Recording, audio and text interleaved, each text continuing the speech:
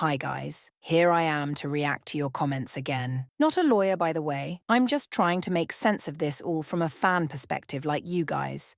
My question is, what are NewJeans thinking now that Min Heejin is apparently recruiting a new girl group? Well, I don't actually know that she's debuting a girl group, but we do know she can't work with NewJeans. So what exactly is she going to do with this new agency? Do you guys see what I was saying about how announcing Oak before the ruling was strategic? Could you imagine if Min Heejin came out with this news now, right after NewJeans just took the fattest L in court? Announcing a new company beforehand cushions the blow for those still clinging to the belief that this woman is out for anyone but herself.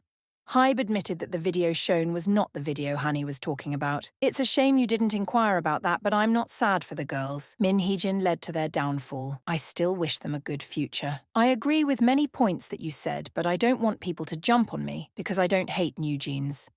No one's going to jump you, I'll make sure of that. To your point about the IgnoreGate video, I did actually address that many times in the past. I didn't feel it was necessary to beat a dead horse, but I probably should have clarified, so I'll go into it now. The video ADOR shared in court is not of the interaction Honey was talking about. No one said it was, and that's not the point ADOR was making. They showed that footage in court to prove there was no widespread issue of ostracization and bullying, because if there were, Illit would have never greeted Honey to begin with. They did not show that footage to disprove the second encounter moments later, which is where Honey says she heard the ignore her comment. The company stated many times for over a year that the footage of what happened after expired due to CCTV laws. There was no admission. ADOR never said that was the same footage. ADOR's claim is that this was not a systemic issue, and the court agreed. The judge said there was no way to confirm whether the comment happened, and even if it did, it can be considered a fluke and not indicative of a larger personal rights violation. For those still confused, here's a super simplification. The judge is basically saying it's not that deep.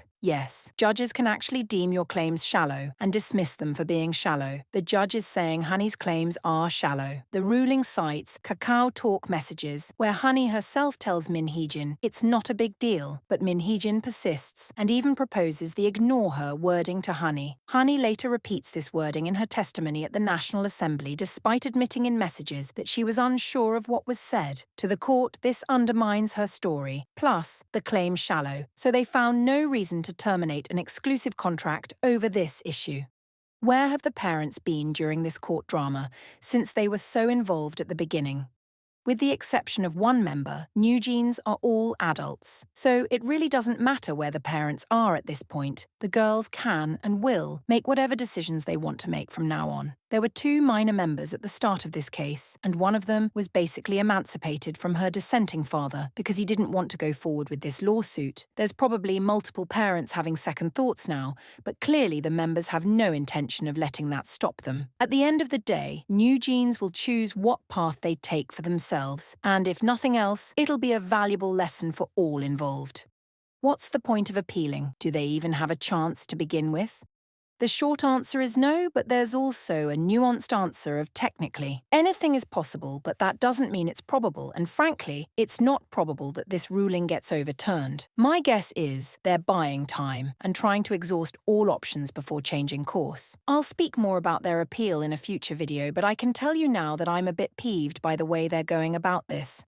Are the NewJeans members at risk of getting caught in the crossfire of a possible tampering lawsuit against Min Heejin? In that scenario, they would actually be sued for breach of contract, not really tampering, because tampering means interfering with a contract you're not party to. Their parents would be the ones at risk of getting roped into a potential tampering case. I already told you guys I don't put it past the company to sue their families, and after such a scathing court ruling, I'm honestly expecting it. Didn't BeLift Lab and Source Music also sue Min Heejin? What's happening with those cases? They're still ongoing. I'll cover this in a future video, but I did mention in the past that Min Heejin could actually win those lawsuits if she plays her cards right. Unfortunately for her, the NewJeans and ADOR verdict is a setback for her case. The judge found that she had orchestrated a malicious smear campaign against HYBE and its assets. Source Music and BeLift Lab can use this as proof of her intent to defame, thus strengthening their cases against her. What is your prediction on Min Heejin's shareholders' lawsuit? I always thought she actually had a high chance at winning. I thought the same, but it's a similar story to the Source Music and BeLift cases. This NewJeans and ADOR verdict is a massive setback for the shareholders' agreement case as well. The judge found that HYBE's audit was not only legal, but justified. The ruling even validated ADOR's reasoning for replacing her as CEO. Min Heejin is supposed to take the stand at the next hearing, so she'll have the tall task of explaining herself after this avalanche of mess.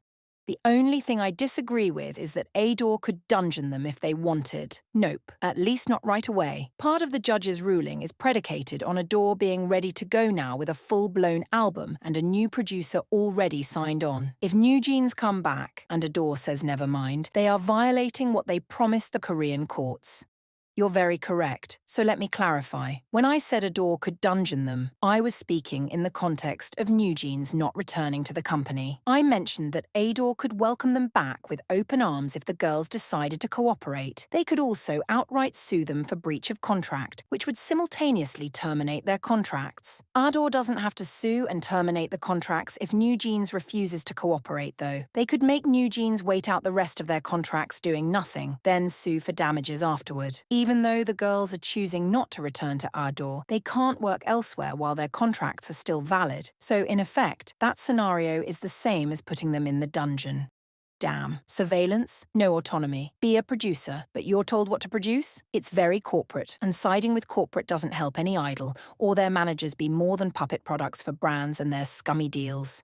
Well, ADOR wasn't actually dictating to Min Heejin what she could produce. They were delegating production tasks to her, meaning she would have creative control over those tasks. I agree this case will have a negative effect on the industry, but not for the same reasons. Idols should have more freedoms and K-pop companies are too oppressive. But NewJeans have done their peers no favors by pursuing this case. Future contracts will be more stringent due to an increase in unjustified termination attempts, and the overall amount of K-pop companies out there will dwindle due to investors fleeing the K-pop sphere altogether. This limits the options artists have when choosing an agency to sign with, and lack of competition only puts more power into the hands of the big agencies. If company bad is the beginning and end of your analysis, then you have no real understanding of this case.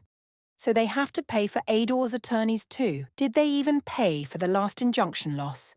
Yes, the judge ordered NewJeans to cover all of ADOR's legal fees for this case. A similar ruling was made when they lost the injunction. I have no clue if NewJeans actually paid, or if ADOR even pursued payment. It's possible they didn't as a show of good faith and to maybe coax a return. Legal fees are the least of their worries, though, because NewJeans is on a collision course to astronomical penalty fees and damages. It certainly doesn't help that HYBE uses the top law firm in Korea, so ADOR's legal fees are probably sky high as well. Do they appeal, or do we go straight to the part where ADOR files for breach of contract and damages, armed with the decision that the contract is valid? The answer could actually be both. NewJeans appealing the decision wouldn't stop ADOR from using it to file a breach of contract lawsuit. They've been patient up until this point, though, and I predict they'll continue being patient. I'll go more in depth in a future video, but I do think we'll see that breach of contract lawsuit sooner rather than later, though. I wouldn't be shocked if it's filed by the end of the year. I suspect ADOR will decide how to proceed after Min Heejin takes the stand in her shareholders' agreement case with HYBE. Just make a deal to end the contract. That seems cheaper than whatever this is. We're beyond that at this point, so beyond it that I don't even think there will be a settlement. Just more lawsuits and probably more mudslinging. I don't really see a way out of this for NewJeans anymore, and I got accused of hating because I called out obvious mistakes for what they were. So Godspeed to all involved. I'll just be here sipping my lemon drop, watching y'all duke it out over a dead case. That's it for now. If you have additional questions, I'll try to answer in the comments or a future video. Thank you for watching. I'll see you all in the next one.